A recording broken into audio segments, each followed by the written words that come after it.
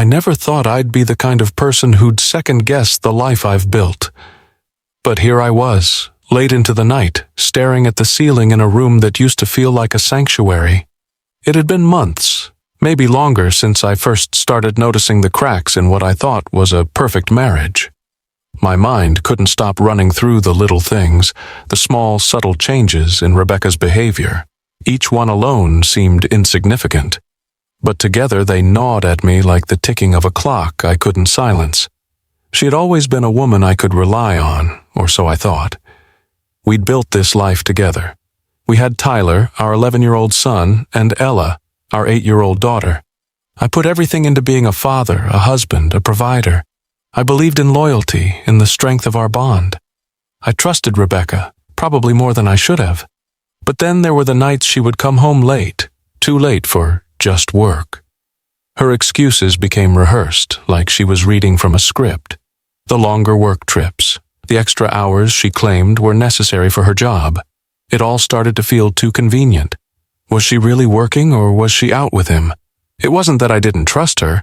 It was just that something felt off. The way she would glance at her phone, quickly turning it face down when I walked into the room. The sudden need to go out for drinks with her colleagues after long days at the office. I had dismissed these moments for months, told myself I was being paranoid, that I was just imagining things, but deep down, I knew I wasn't.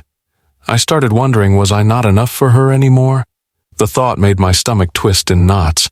I found myself waking up in the middle of the night, staring at the dark, asking myself why I didn't confront her sooner. Why did I let the doubt grow like a seed I refused to pull from the ground? One evening, as she was getting ready for another business trip, I stood in the doorway of our bedroom, watching her zip up her suitcase. She was so focused, almost too focused. "Becca," I said, my voice low but steady. "Are you sure everything's okay?" She didn't look at me at first. Then, after a beat too long, she finally turned, her lips forming a tight smile. "Of course. It's just a long meeting. You know how it goes." I nodded, but my mind was far away. That wasn't the response I wanted. I wanted reassurance. But I couldn't ask for it, not when I didn't believe her anymore. That night, after she left, I sat at the kitchen table long after the kids were asleep. I stared at the phone, my fingers itching to call someone, to do something. But I didn't know who to turn to, who could help me make sense of this mess I was too afraid to confront. The next day I made the decision. I needed answers. I needed proof. But most of all, I needed to know if I was just imagining things. If I was the one who was broken, for questioning everything I believed in. I hired Ethan Grant, a private investigator I'd heard about through a friend. He was discreet, professional, and had a reputation for getting results. I hated myself for even considering this, but the fear was overwhelming. I had to know the truth. If I didn't, it would eat away at me forever. I felt sick the moment I made the call, but when Ethan answered, his calm voice reassured me, even if only for a moment. "We'll get to the bottom of this," he said. "Don't worry, we'll find out what's going on." I hung up and sat there in the silence of our home, wondering how much longer I could pretend I didn't see the truth creeping in, trying to tear everything apart. I didn't know then how much I would come to regret this decision, how much it would hurt to finally face what had been happening behind my back for so long. But at that moment, all I knew was that I couldn't keep living like this, trapped in a lie I was too afraid to confront. I didn't sleep at all the night after my conversation with Rebecca. It was like an electric current running through my veins, keeping me awake. The more I thought about the growing pile of doubts, the heavier the weight on my chest became. Every moment I spent lying there in the dark, the thought gnawed at me. What if she really was cheating on me? I hated myself for even considering it, but I couldn't shake the feeling that something was off. The air in our house had changed. Rebecca, my Rebecca, the woman I married, was becoming someone else. Someone distant, someone I no longer recognized. I paced the house for what felt like hours, my mind a constant loop of questions I couldn't answer. It was too much. I needed to know the truth. I needed to stop torturing myself with the uncertainty, and as much as it hurt, I knew the only way to do that was to confront it head on. I thought about it all morning. Finally, the moment came when I couldn't wait any longer. I sat down at my desk, opened my laptop, and searched for a private investigator. There it was, staring at me from the screen like a cruel reminder of the decision I was about to make. The first name that caught my eye was Ethan Grant. His website was clean, professional, nothing fancy, but exactly what I needed: discretion, efficiency, results. The phone rang and my stomach dropped the moment I heard the calm, reassuring voice on the other end. "Ethan Grant, how can I help you?" I paused, unsure of what to say. The thought of saying it out loud made everything more real. "I need help," I finally said, my voice barely above a whisper. "I think my wife is cheating on me and I don't know what to do." Ethan didn't hesitate. "I can help. You're not the first person to come to me with this kind of situation. But I have to warn you. It's going to be painful. We don't pull any punches. Are you sure you want to go through with it?" I wanted to say no. I wanted to turn back, but I couldn't. The truth was already suffocating me. "Yes," I whispered. "I need to know." He gave me some details about how he worked, what he would need, and what the process would look like. The more he spoke, the more I felt the pit in my stomach deepen. But something else began to settle in me, an awful, bitter resolve. I was doing the right thing, wasn't I? We set up a meeting for the next day. I spent the rest of the evening in a fog, unable to focus on anything. I couldn't look at Rebecca the same way. Every word she said felt like a lie, every glance a reminder that I didn't know who she was anymore. How had I let it get to this point? Had I really been so blind? The next day I drove to Ethan's office. The feeling of walking into that building was unlike anything I'd ever felt. It was like entering a world I had no business being in, one full of secrets and hidden truths that I couldn't take back once I uncovered them. I told myself I wasn't there to spy, that I just needed answers. But deep down, I knew the truth would come with a price. Ethan's office was simple, no frills, no distractions. He was a man of business, and it showed. "I've seen this before," he said after I explained the situation. "The signs are always the same. You feel like something's wrong, but you can't prove it. That's why you're here." He spoke matter-of-factly, not trying to sugarcoat anything. Maybe I needed that. I had lived with my own version of denial for far too long. "What do you need from me?" I asked, my voice rough. "I'll need a few details," he said, leaning back in his chair. "Information about your wife's schedule, her habits, any places she goes regularly, anyone she might be spending time with, anything that can help us get started." I gave him everything I could think of. Her work schedule, the trips she'd been taking, her recent late nights. I couldn't get myself to mention Grant's name yet. The thought of her with him felt too raw. As Ethan scribbled notes, I tried to steady my breathing. The decision I'd made felt irreversible, and the weight of it pressed down on me like a heavy blanket. I hated this, but at the same time I couldn't back out. "Let's get started," Ethan said, standing up and offering me his hand. "It won't be long before we have answers for you, and then you'll be able to move forward." I shook his hand, not sure what moving forward even meant anymore. Would I still be the same man after this? Would I still want to face the truth? That night I tried to act normal when Rebecca came home, but every glance felt like a betrayal. Her smile didn't reach her eyes. I could feel the distance between us, a void that had been growing for months. And all I could think about was the meeting with Ethan. What was coming next? What would happen when the truth finally emerged? I couldn't decide if I wanted to know the truth more than I wanted to protect myself from it. But deep down, I knew the pain of not knowing would eat me alive. The call came early. Ethan's voice was calm, almost clinical, but I could hear the weight behind his words. "We've got the footage, Adam. It's not pretty." I didn't even hesitate. I told him to send it. My heart was pounding, but I wasn't sure if it was out of fear or anticipation. The truth had been creeping in like a shadow, and now it was here, just a click away. The moment the video file appeared in my inbox, I froze. I stared at it, knowing that once I pressed play, everything I thought I knew would be shattered. I couldn't even bring myself to open it at first. It felt like a betrayal, to see the images of Rebecca, the woman I married, the mother of my children, with him. Ben. I had seen his name in the investigator's report, but I had pushed it aside. Now, seeing it in black and white felt like a punch to the gut. I sat there in the silence, my fingers trembling, staring at the screen as if I could somehow wish the truth away. But I couldn't. I clicked the play button. The footage started with a simple shot of Rebecca walking into a hotel lobby. She was laughing, her smile bright, but it wasn't the smile I had come to know. This was a smile I didn't recognize, a smile she had never given me. Ben appeared shortly after, his arm casually draped around her waist. They didn't care who saw them. They didn't care who knew. I felt bile rise in my throat. I wanted to look away, but I couldn't. I had to watch. The truth, as much as it hurt, had to be faced. The video continued, showing them checking into the hotel room, their bodies pressed close, laughter spilling out into the hallway. The way they moved together, the familiarity, the intimacy. It was like they had been doing this for years. How long? The question echoed in my mind like a drumbeat. How long had she been lying to me? How long had this affair been going on? I paused the video. My hands were shaking, my chest tight with a pain I had never felt before. I could barely breathe. The truth was ugly. It wasn't the first time I had suspected something, but now there was no denying it. Rebecca had been unfaithful, and it wasn't just a one-time mistake. This was a betrayal that had been going on for months, maybe longer. A decade of love, trust, and everything I thought we had, shattered in an instant. I felt like I was drowning. Each breath was shallow, strained.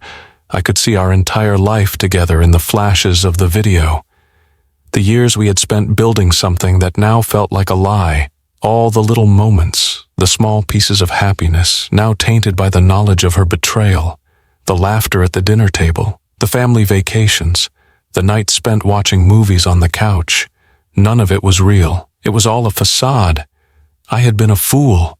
I thought I had built a strong foundation with Rebecca. We had built a family. Tyler and Ella were our world. But now I realized I had been living in the dark, blind to the reality that had been unfolding behind my back. I didn't know what to feel. Rage? Yes, it was there, bubbling up like a pot ready to boil over. But it was mixed with something else, an overwhelming sadness. I had trusted her. I had given her everything I had, and this was what I got in return. The next few moments passed in a blur. I closed the video, unable to watch more. The images were burned into my mind. I wanted to scream, to shout, to make her see the devastation she had caused, but I couldn't. Not yet. I needed to think. I needed to process this. I grabbed my phone and called Ethan. My voice was hoarse, raw with emotion. "How long has this been going on?" I asked, my words barely a whisper. He checked his notes, then responded, "At least a year, Adam. From what we've gathered, it started shortly after you two bought the new house. Around the time you took on the big project at work, when Rebecca started working late more often. It's been going on for a while." A year. My mind reeled. A year of lies. A year of me being oblivious to everything happening around me. I felt like I was sinking, deeper and deeper, as if the ground beneath me had been pulled away. "How many times?" I asked, barely able to get the words out. Ethan's voice softened. "I don't know the exact number, Adam, but we've gathered enough evidence to confirm this wasn't a one-off thing. Rebecca and Ben have been seeing each other regularly." I hung up the phone, the weight of his words crashing down on me. How was I supposed to move forward from this?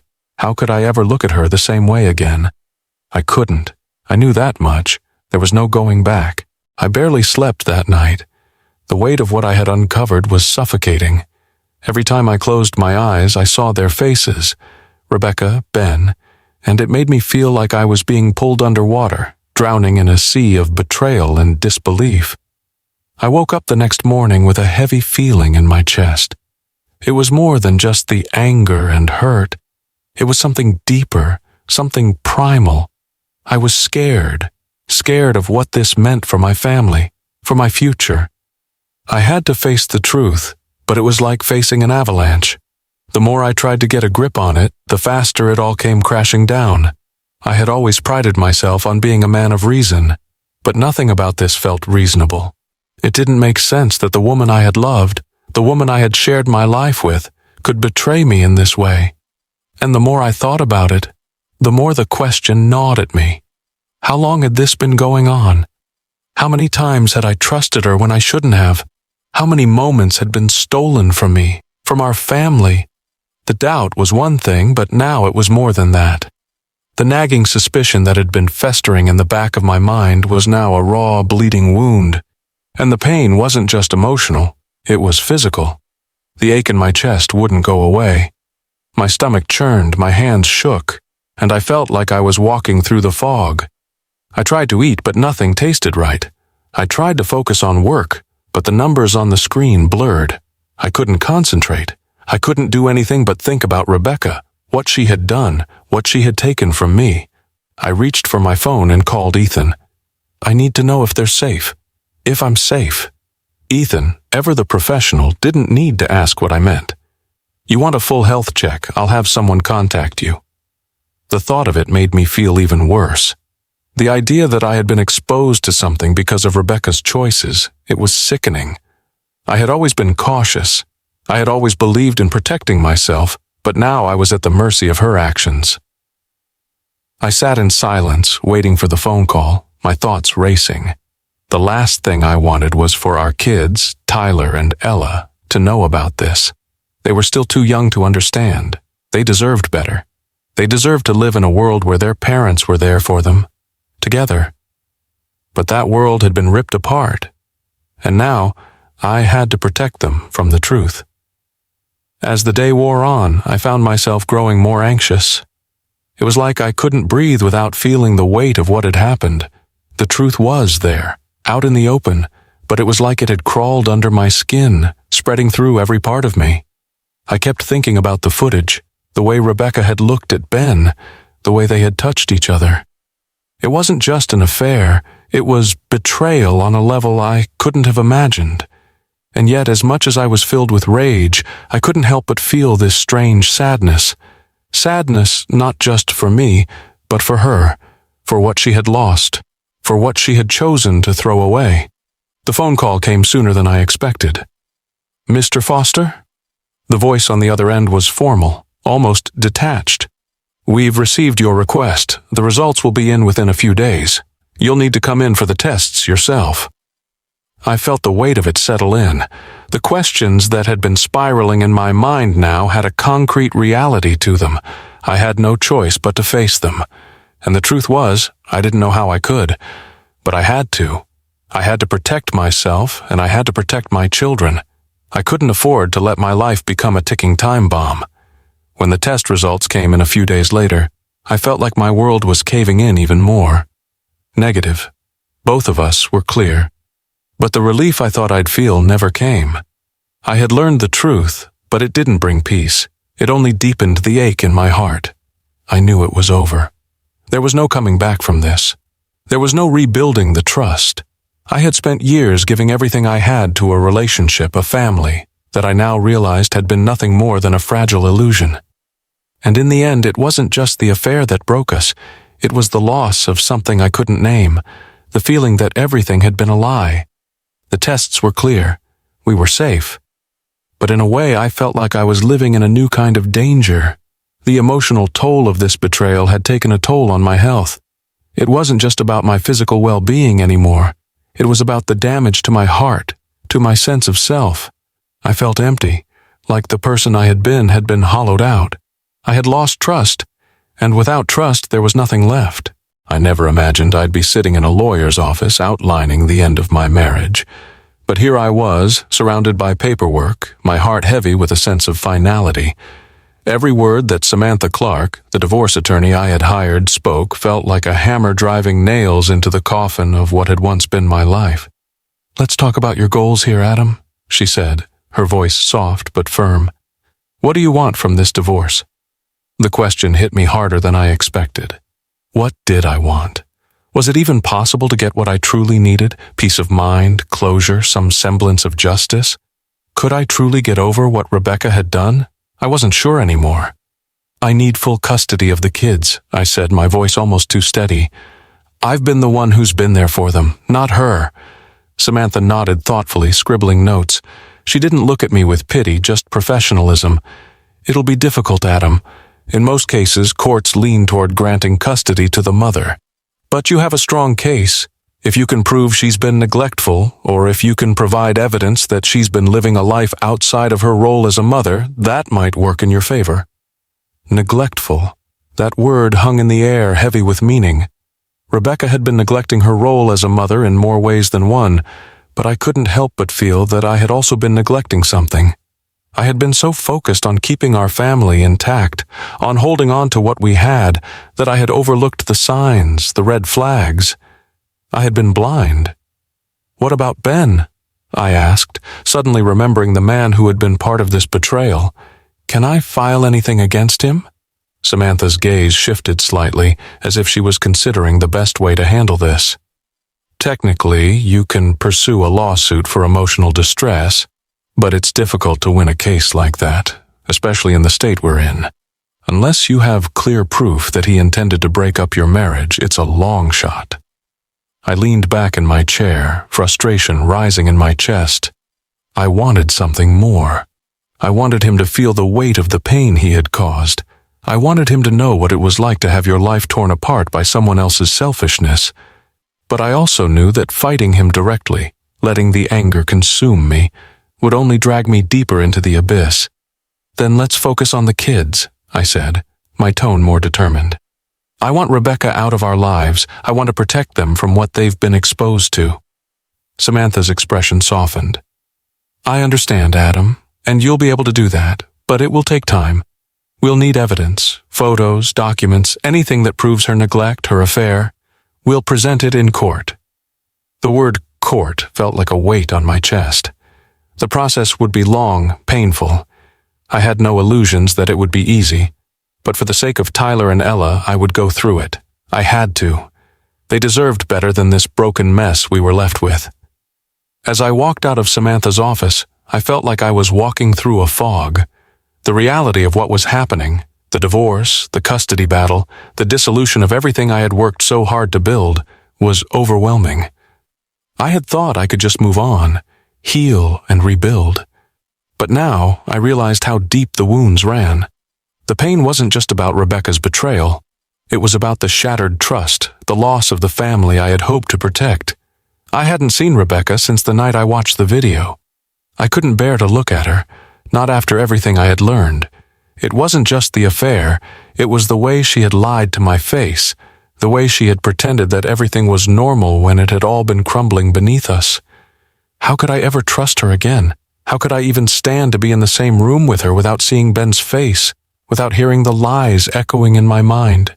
That night, after spending hours pacing and trying to absorb everything, I decided to confront her. I had to. The kids were at their grandmother's for the weekend, so the house was quiet. Too quiet. The silence in our home had become unbearable. Rebecca was in the living room, her back turned to me as she flipped through a magazine. The moment I stepped into the room, she looked up, her eyes filled with something I couldn't quite place. Guilt, maybe, or fear. "Adam?" she said softly, like she wasn't sure what to expect. I stood there for a moment, my throat tight with emotion. I had rehearsed what I wanted to say 1,000 times, but now the words felt stuck. "How long?" I asked, my voice raw. "How long has this been going on?" Rebecca hesitated, her eyes flicking away from mine. "Adam, please." "No," I interrupted, the anger rising. "Don't give me that. How long?" She sighed deeply, her shoulders sagging. "A year," she whispered. "Maybe more. But it wasn't about you. I wasn't trying to hurt you." A year. My mind couldn't process it, couldn't wrap around the fact that my entire marriage had been a lie. She had been lying to me for months, and all the while I had been loving her, trusting her, believing that we were a family. I took a deep breath, trying to calm myself, but the pain was too much. "I'm done, Rebecca. I'm filing for divorce, and I'm taking the kids with me." The words hit her like a slap. She looked at me, her face pale, but there was no remorse in her eyes, just a hollow sadness. She didn't argue. She didn't try to stop me. "I don't want to fight you," she said quietly. "I know I've hurt you. I know I've destroyed everything, but please don't take them from me. They need me." "They need both of us, Rebecca," I replied, my voice shaking, "but they don't need the lies, not anymore." And with that, I walked away, the finality of it settling in like a weight I could never lift. It had been a long day, a day filled with too many hard decisions and too many emotions that I didn't know how to handle. After the confrontation with Rebecca, I couldn't shake the feeling that something was slowly unraveling within me, something I couldn't control. I had done what I had to do, but I felt hollow inside, like there was an emptiness that no amount of reasoning or justice could fill. I had always been the kind of person who kept it together no matter what. But this was different. I needed to breathe. I needed to stop feeling like I was drowning. I found myself walking into a bar, a place I used to frequent with friends before life got too complicated. The dim light, the quiet chatter of strangers, and the cold, smooth glass of whiskey in my hand felt like the only escape I could find. It wasn't that I was looking to get drunk, but the burn of alcohol was something familiar, something that helped dull the edges of the pain. The bartender, a guy I vaguely recognized from the old days, gave me a nod. I took my seat, staring into the amber liquid in my glass. The silence around me felt comforting. I didn't want to talk, didn't want anyone to ask questions. I just needed a few minutes, just a few minutes to forget everything. But as I lifted the glass to my lips, a voice interrupted my thoughts. "You okay, man?" I turned to find a familiar face sitting down next to me. George, Rebecca's father. He looked at me with those piercing eyes, the ones that had always held a mix of curiosity and judgment. We hadn't spoken much since the fallout, not since everything had come to light, and now, here he was. I hadn't expected him to seek me out, but there he was, sitting down beside me, the weight of the situation hanging between us like a cloud. "I'm fine," I said, my voice rougher than I intended. I didn't want to talk to him. Not yet, at least, but I couldn't hide from him. Not now.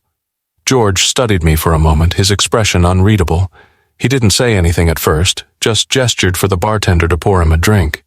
It was like we both needed the warmth of alcohol to brace ourselves for what was to come. I took another sip, trying to avoid his gaze, but I could feel the weight of his stare. I knew what he was thinking. He was wondering how I was holding up, how someone like me could be going through something like this.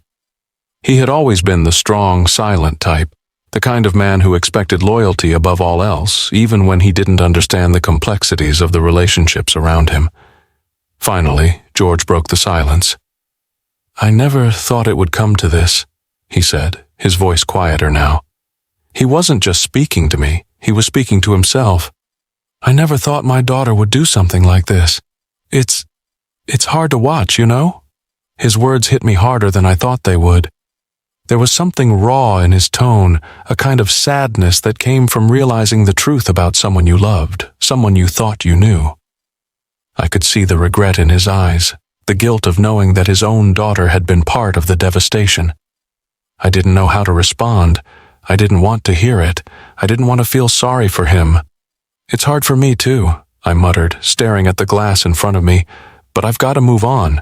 It's over. I can't fix this. I don't even know if I want to anymore."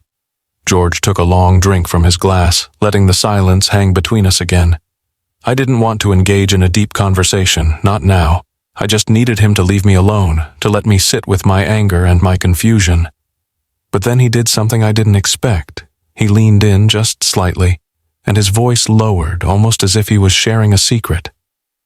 "John, I need to tell you something," he said, his tone shifting to something more serious. "Rebecca, she's been hurting too. I don't think you see it, but she's struggling. This affair, it wasn't just about Ben. She's been battling with herself for a long time. I don't know how it got to this point, but I do know that she never wanted to hurt you. She didn't." His words hit me like a slap to the face. I looked at him, surprised. "She didn't want to hurt me? She didn't want to tear everything apart? Then why the hell did she do it?" My voice was rising now, but I didn't care. The pain, the anger, it was all bubbling up, threatening to spill over. George's eyes softened like he wasn't sure how much to reveal. "I don't know, John, but I think she lost herself somewhere. Somewhere along the way she stopped seeing you. And I'm not defending her, I'm just telling you what I know. She made a terrible mistake, and now we're all paying for it." The room felt smaller suddenly, the walls closing in. I didn't know what to make of his words. I had no interest in hearing Rebecca's excuses. She had made her choices, and I couldn't undo them. But hearing George's perspective, hearing him admit that his daughter was also broken in all this, it was like a tiny crack in the wall I had built around myself. I slammed the glass down on the bar, feeling the anger and sadness welling up inside me. I wanted to lash out, to scream, but I didn't. Instead, I leaned forward, my elbows on the counter. "I don't know what to do anymore, George," I said, my voice quieter now, almost defeated. "I don't know how to fix this. I don't even know who I am anymore." George was silent for a moment, then nodded slowly. "You don't have to fix it, John. You just have to let go. You can't hold on to the past forever." His words hung in the air, and for the first time in a long time, I let myself just listen. Maybe he was right. Maybe it wasn't about fixing it. Maybe it was about walking away, finding a way to move forward without carrying the weight of the past with me. I didn't say anything more to George that night. We both drank in silence, each of us holding on to our own thoughts. But as I walked out of the bar, a small part of me felt a shift, a quiet sense of relief, knowing that maybe, just maybe, I could start to let go. The house felt unnervingly quiet. The kids were at their grandparents' for the weekend, and I was alone with my thoughts. My stomach twisted in knots, but I knew I couldn't put this off any longer. I had to face her. I had to look her in the eyes and hear the truth from her. No more excuses, no more lies. I stood in the living room staring at the door, trying to calm the storm in my chest. My mind kept replaying the last few weeks. The discovery, the pain, the betrayal. It had all led to this moment. I wasn't sure what I was expecting. I wasn't sure if I even wanted to hear what she had to say. But it didn't matter. I had to confront her. When the doorbell rang, I felt my heart lurch in my chest. It was Rebecca. She was standing on the other side of that door, the woman who had once been my world, the woman I had loved and trusted. Now she was a stranger, a woman who had shattered everything we had built. I took a deep breath and opened the door. She stood there holding a bag of groceries, her face lighting up when she saw me. But the moment her eyes met mine, I saw the flicker of guilt, the hesitation, and I knew she knew what was coming. She had been avoiding me, and I had been avoiding her, but now there was nowhere to hide. "Adam," she said, trying to smile, but it didn't reach her eyes. "Hi." "Rebecca," I replied, my voice low. "We need to talk." Her smile faded. She stepped inside, setting the groceries down, but she didn't make a move toward me. Instead, she stood there, her arms crossed, waiting for me to say something else, waiting for me to be the one to break the silence. "I watched the videos," I said, my voice breaking as I said the words. "I know everything." Rebecca's eyes widened for a split second, and then she quickly lowered her gaze. She didn't speak, didn't try to explain herself right away. And that hurt more than anything. The silence between us was more suffocating than any word she could have said. You watched them?" Her voice was barely above a whisper. She was shaking, her hands twisting together in front of her. "Adam, I didn't—" "Don't," I interrupted, my voice firmer than I expected. "I've seen everything. I know what you've been doing. I know about Ben, about the affair, about the lies." The words felt like venom on my tongue, and I could see her flinch as if each word physically hurt her. But it was nothing compared to the hurt I was feeling. She had done this. She had torn our lives apart, and now I needed her to face it. "Why?" I asked, the question simple but so difficult to say. "Why, Rebecca? Why did you do this?" She seemed to collapse under the weight of my question, as if the truth was finally catching up to her. She took a deep breath, her eyes filling with tears, but she didn't speak at first. I wanted her to say something, anything, to explain why she had done this, but she was silent. "I don't know," she whispered finally, her voice trembling. I lost myself, Adam. I thought I was doing the right thing. I was so unhappy. I don't know when it all went wrong. I never meant to hurt you." The words hit me like a punch to the gut. She was sorry, but sorry wasn't enough. Sorry didn't fix the hole she had torn in my chest. Sorry didn't bring back the trust, the love, the life we had. Unhappy, I repeated, the bitterness in my voice thickening. You were unhappy? What about me? What about us? What about our kids? Did you even think about them? About what this would do to our family? Rebecca wiped her eyes, but the tears wouldn't stop. She looked at me, her face contorted with guilt. I never wanted this. I never wanted to hurt you, but I wasn't the woman you thought I was anymore. I couldn't pretend anymore. And that was the problem, wasn't it? She had stopped pretending. She had stopped being the wife I thought I knew. She had stopped being the woman I trusted with everything. And the truth was, I couldn't forgive her for that. Not yet. Maybe not ever.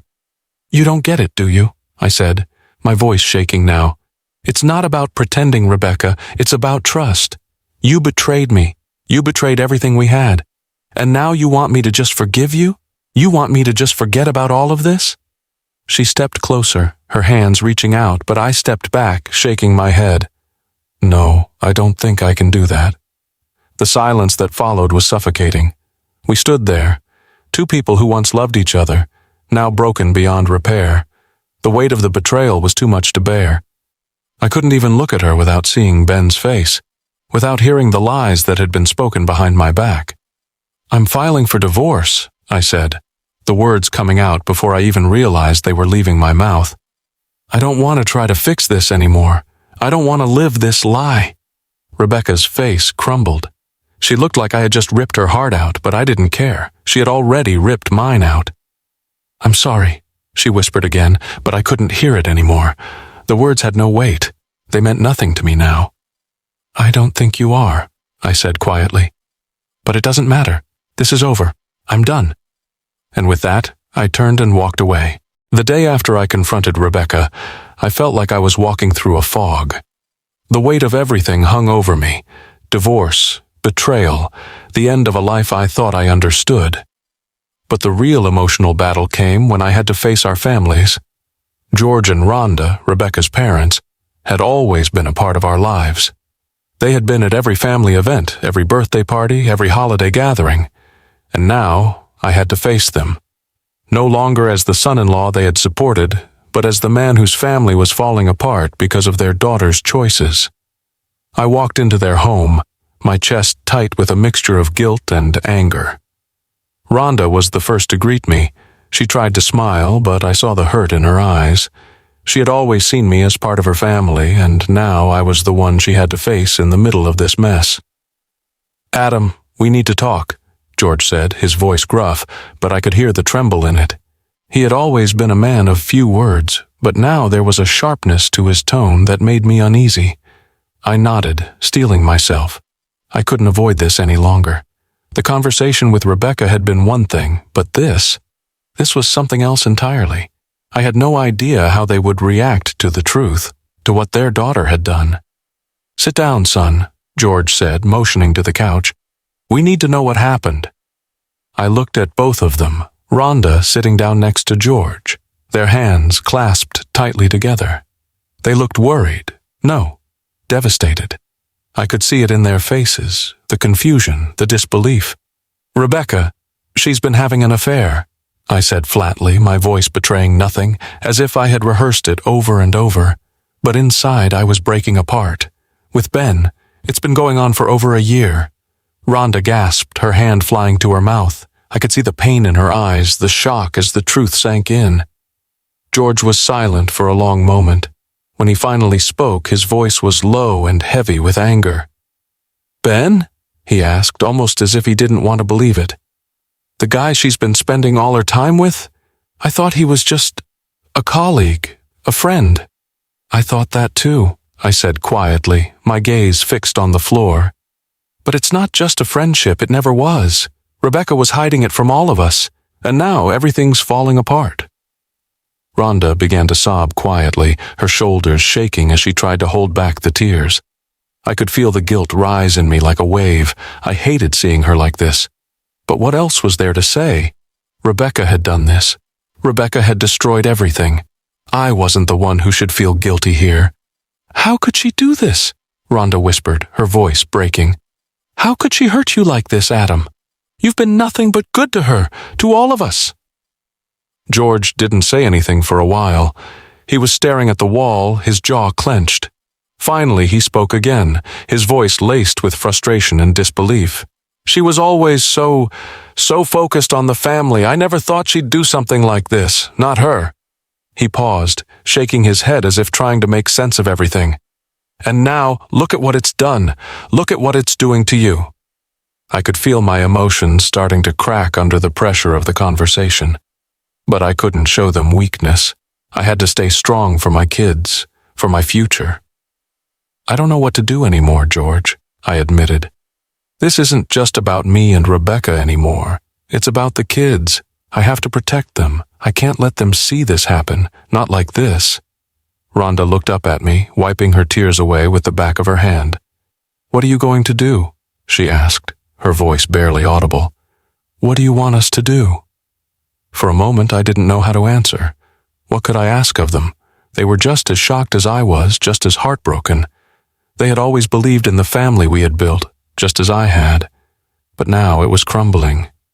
"I don't want to tear the family apart," I said slowly, my voice trembling despite myself. "But I'm going to divorce Rebecca. I have to. I don't know how else to move forward." George looked at me, his expression hardening. "You're doing the right thing," he said. "But don't expect her to see it that way. She's made her bed, and now she's going to lie in it." I nodded, the weight of his words sinking in. This wasn't just about my marriage anymore. This was about the destruction of a family, and I was standing at the center of it, holding the pieces together in a way that felt impossible. "I'm sorry," I said, my voice heavy with emotion. "I never wanted this for us, but I can't keep pretending like everything is okay.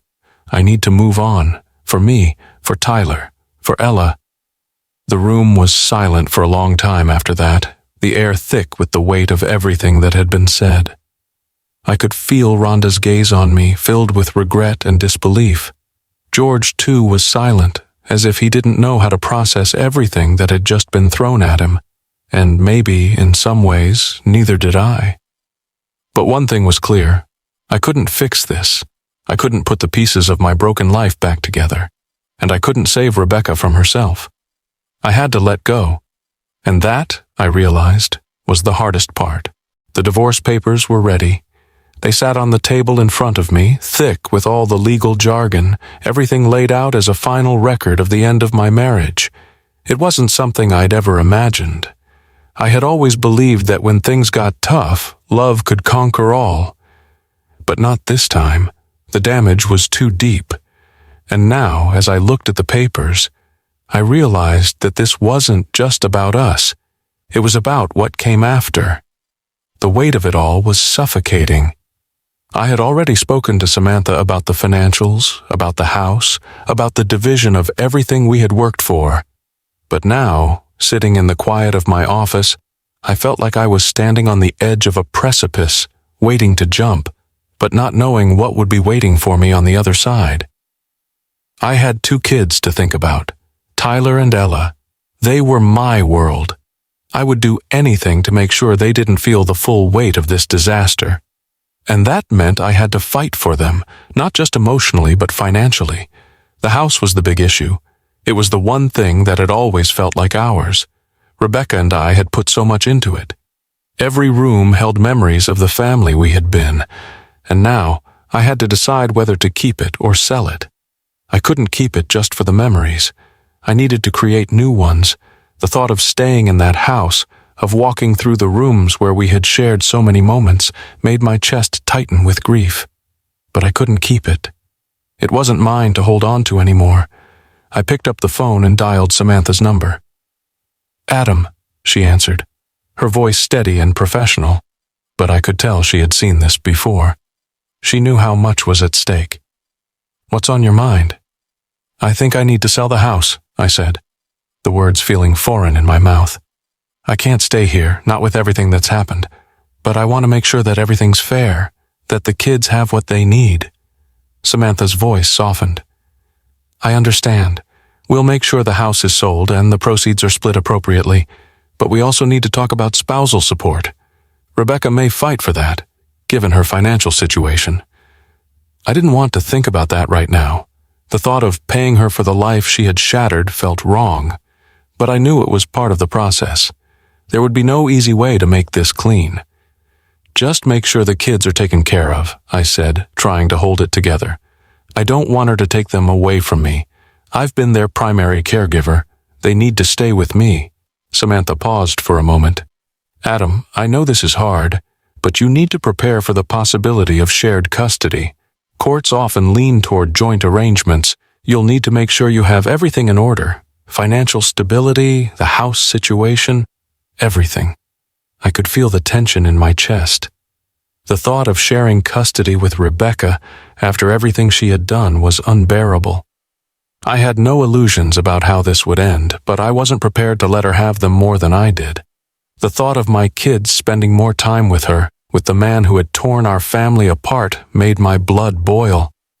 "I'll do whatever it takes," I said, my voice low but determined. "I won't lose them. Not after everything." The conversation ended, but the weight of it all didn't lift. I sat in silence, staring at the divorce papers, knowing that once I signed them, everything would change. But there was no going back.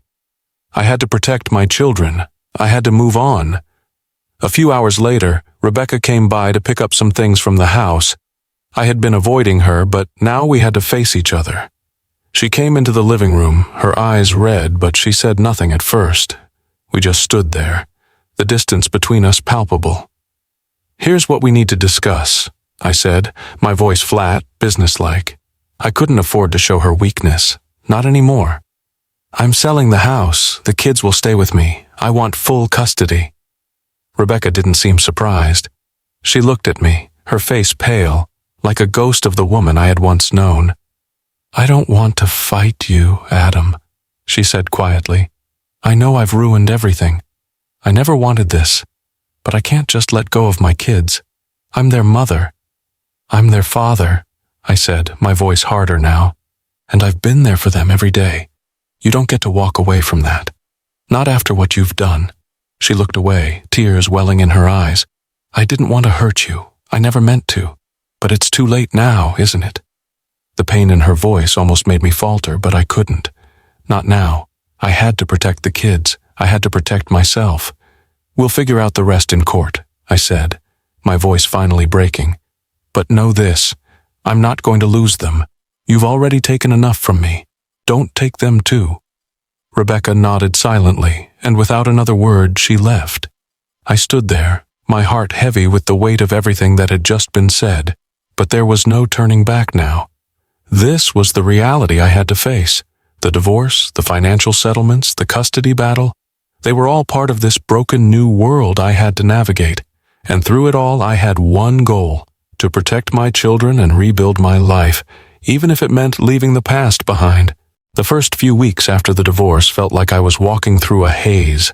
It wasn't the relief I thought it would be. Instead, it was like I had stepped into an unknown world, one where I had to navigate every moment, every decision on my own. The house felt too quiet. Tyler and Ella were with me most of the time, and we did our best to keep some sense of normalcy, but I could feel the weight of the change on all of us. Their faces, still confused by everything that had happened, haunted me. I wanted to give them everything, to make up for the chaos they had been thrust into. But no matter what I did, I couldn't shake the feeling that they had lost something they'd never get back. It wasn't just the kids I was trying to protect anymore, it was myself. I couldn't look at the divorce papers without feeling a pang of regret, a quiet ache that was always there. Even though I knew I had done the right thing, even though I had finally severed the ties that had been poisoned, it still hurt. Rebecca had been my partner for years, my family. Now I didn't even know who she was, and I didn't know who I was either. I found myself sitting at the kitchen table late at night, staring at the bills and paperwork that had piled up, a constant reminder of everything I had lost. But the weight of it all wasn't just financial. It was emotional. I was rebuilding everything, my life, my sense of self, and the future I thought I had. I wasn't sure where to begin. I reached out to a therapist, something I had never considered before, but it felt like the only way to deal with the avalanche of emotions that kept crashing over me. At first, I wasn't sure if I wanted to talk. I didn't want to open old wounds, but I quickly realized that I couldn't keep carrying this burden on my own. The sessions weren't easy. Every week, I had to confront the things I'd buried deep inside. The anger, the guilt, the confusion, and most of all, the fear. The fear that I wouldn't be enough for my kids, that I would fail them like I had failed Rebecca. It was hard to accept that I hadn't been able to protect my family, that I hadn't seen the signs sooner. But little by little, the weight began to lift. Slowly, the pieces of my life started to make sense again. I wasn't perfect. I never would be. But I was here, for my children, for myself. And that was enough. One day, Tyler and Ella came home after spending the weekend with Rebecca's parents. I had missed them more than I cared to admit, and their presence filled the house with a warmth I hadn't realized I'd been craving. They came running in, shouting about something they'd done that weekend, and for a moment I felt the weight of the world fade away. It was fleeting, but it was there. "Dad!" Tyler shouted, his voice full of excitement. "We made a birdhouse! I can't wait for you to see it!" I smiled, feeling a rush of love and pride. "I can't wait to see it, buddy," I said, my voice rough with emotion. "Let's go check it out." As we headed outside, I felt a spark of hope flicker inside me. Things weren't going to be perfect. There would be hard days, days when I would feel the weight of the past pressing down on me. But for the first time in a long time, I realized that I wasn't alone. I had my children, I had my family, even if it wasn't the one I had imagined. And that was enough. Later that evening, as the kids went to bed, I sat on the porch looking out at the stars. It was quiet now, the world still, and for the first time in a long time, I felt at peace. Not because everything was perfect, but because I had found a way to breathe again, to keep moving forward. I thought about the road ahead. The future wasn't clear, but it was mine to build, and for the first time in a long time, I felt ready to face it. The divorce had torn me apart, but in its wake, I had found strength I didn't know I had. I had found a way to rebuild my life piece by piece for myself and for my children. As I sat there in the stillness of the night, I realized something. Life had never been about holding on to what was lost. It was about finding the strength to let go and embracing what comes next. And for the first time in a long time, I felt like I was ready to do just that. It had been weeks since I had filed for divorce. The papers had been signed, the arrangements for the children made, and the inevitable process of separating our lives had begun. The silence between Rebecca and me was louder than anything I could have imagined. She had made her choice, and I had made mine. But the truth, as much as I had longed to see it, felt like a slow-moving storm, clouding everything in its wake. I hadn't seen Rebecca in person since our last confrontation. We communicated only through lawyers, with the occasional impersonal exchange over the phone. I'd convinced myself that I didn't care anymore. But deep down, a small part of me still wondered, what was she thinking? Did she ever feel the weight of the destruction she had caused? Was she regretting the choices that had led to this point? That afternoon, as I sat in my living room with the kids playing nearby, the phone rang. I looked at the caller ID. It was an unknown number, but something inside me urged me to answer. "Hello?" There was a long pause before I heard her voice, soft and fragile. "Adam?" My heart skipped a beat. I hadn't expected to hear from her. Not now, not like this. "Rebecca?" I asked, trying to steady my voice. I need to talk to you," she said, her voice trembling. "Please, can we meet?" I didn't know what to make of it. A part of me wanted to hang up, to keep the distance I had worked so hard to maintain. But another part of me, a part I didn't want to acknowledge, wondered if this was the moment she had finally come to terms with everything. "Why now?" I asked, trying to keep the bitterness out of my voice. "What do you want to say?" "I know I've hurt you," she said, her voice breaking. "And I don't know how to fix it, but I need you to understand that I never wanted any of this. I never wanted to hurt you. Or the kids. I was just lost." I felt a knot tighten in my stomach. I had heard her apologies before, but they had always felt hollow, self-serving. I wasn't sure I could believe her this time. But something in her voice made me pause. It wasn't just guilt I was hearing. It was real regret. A regret I hadn't heard before. "I'm not asking for forgiveness, Adam," she continued, her voice quiet now, almost pleading. "I'm not asking you to take me back.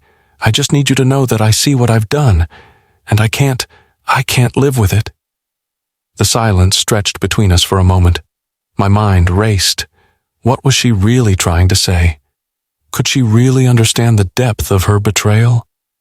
"I don't know if I can believe you," I said, the words tasting bitter on my tongue. "I don't know if I can ever trust you again." "I understand," she replied softly. "I don't expect you to, but I needed you to know. I needed you to hear it from me, not through a lawyer, not through a letter. From me." There was another long silence before I spoke again. "Where do we go from here, Rebecca?" "I don't know," she said, her voice a whisper. "But I'm trying to figure that out. I don't want to be this person anymore. I want to change. I want to fix the things I've broken."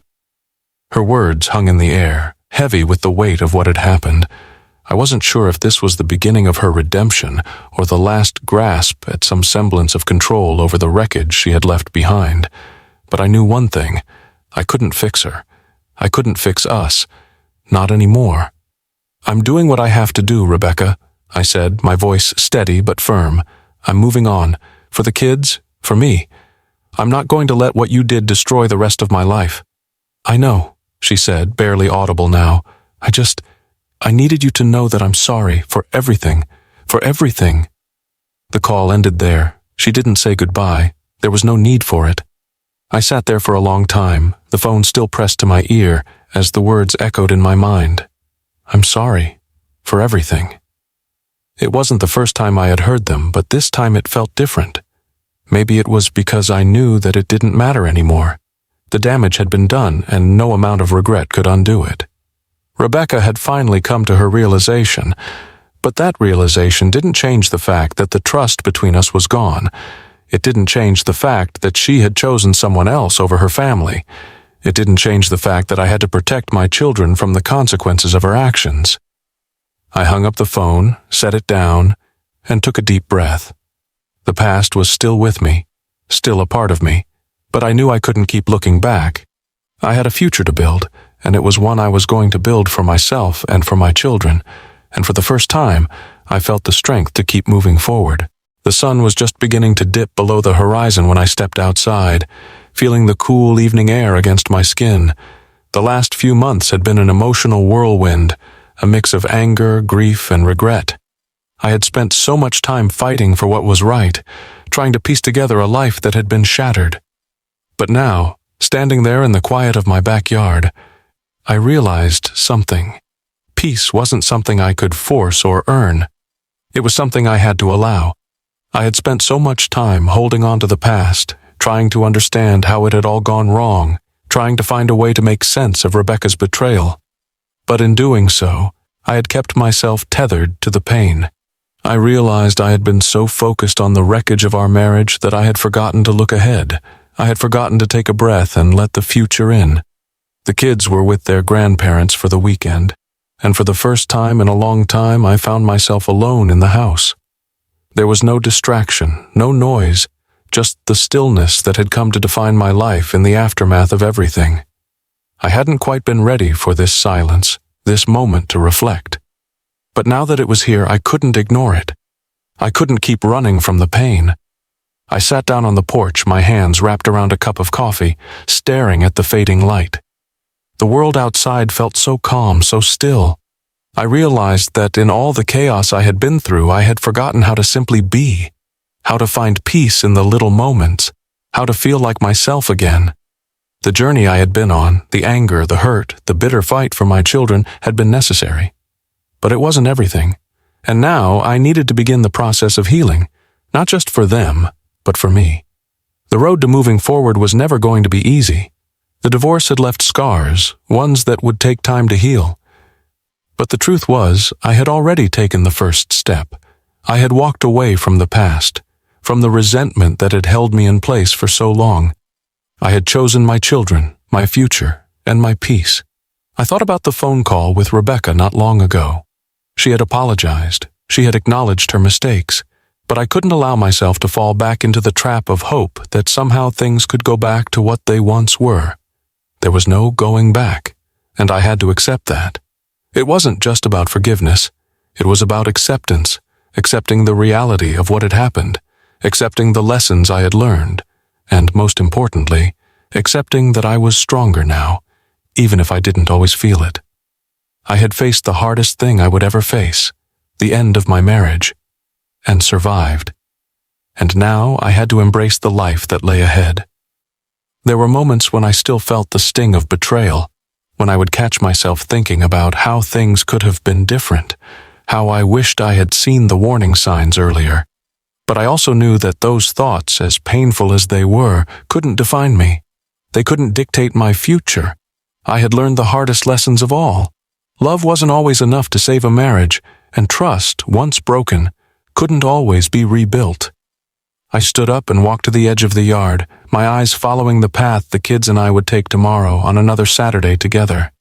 There was no rush anymore, no frantic need to fix things or put on a brave face. I had time to heal, time to rediscover what brought me joy, time to embrace the quiet, the peace I had been craving for so long. In the end, I realized that I didn't need to find peace. It had always been here. I just needed to stop looking for it in all the wrong places. I needed to stop holding on to what was broken and start focusing on what was still whole, my children, my health, and my future. As the night fell, I felt a sense of calm wash over me. It wasn't perfect. It wasn't easy. But it was enough. And for the first time in months, I felt the weight of the past lift, replaced by a quiet, steady hope for what was yet to come. I was ready to move forward. What do you think of Adam's journey through heartbreak and healing? From which region are you watching this video? If you enjoyed this story, make sure to subscribe to the channel and turn on notifications to follow all our stories. Don't forget to check out more heartwarming tales by clicking here on the end screen.